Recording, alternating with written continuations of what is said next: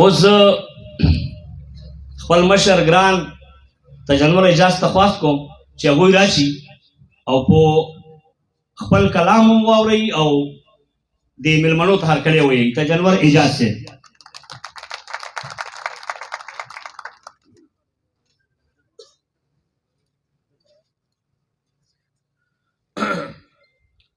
نحمده ونصلي على رسوله الكريم اما بعد اعوذ بالله من الشیطان الرجیم بسم الله الرحمن الرحیم. دا نننی مشاعره د حاجی بیرم خان د دوو زمنو د ودونو په سلسله کې جوړه شوې ده. ټولو نه بیا خو زه د خپل طرف نه او د تاسو ټولو طرف نه او د ټولو شاعرانو طرف نه هغوی ته د زړه د تله ډېره ډېره مبارکي وړاندې کوم. او د نننۍ مشاعره د ډېرې مودې پس په لچۍ کې په داسې وخت کې چې هغه شپه ده را جوړه شوې ده او د تاسو د ډېر ګڼ تعداد کې راتلل د دې خبرې ثبوت ده چې تاسو په پښتو ادب او په پښتو ژبې مین خلک یې. نو زه د تاسو هم ډېره ډېره مننه کوم او بیا خصوصا د بونیر نه راغلی ښاغلي منیر بونیري صاحب، عبدالله ظهیر صاحب، اتل افغان صاحب، قیوم کلمیار صاحب چې د کوهاټ نه تشریف راوړی، د هغوی د زړه د تله ډېره ډېره مننه کوم او ډېر ډېر هرکلی ورته وایم. او صرف په یو شعر باندې د هغوی شکریه ادا کوم.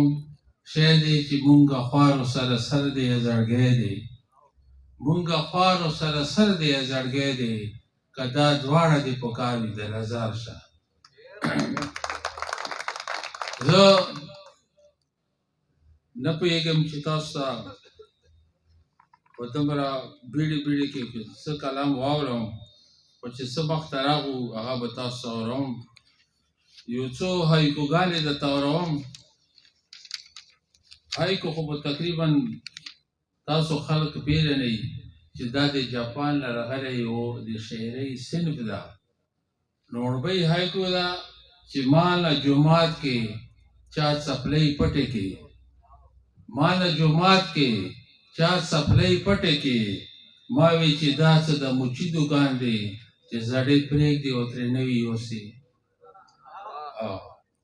بیا یوه بله هایکو ده چې نن یو خټک د غره په سر ګډېده، نن یو خټک د غره په سر ګډېدو، ما وی چې بیا به چلته ډول غږېږي ځکه چې دا دومره د ټینګې نه دی. او یو بله هایکو ده چې د خوارې زوی ډګر لیدلی نه و، د خوارې زوی ډګر لیدلی نه و، اوس د سوکړک په ځای برګرې غواړي، موږ اوس تشې ورته خولې شړپوو. او د دماکو سره بلد دومره یو، د دماکو سره بلد دومره یو، اوس د ټوپک ډز راته داسې ښکاري لکه ماشوم چې چېرته ټیز واچوي.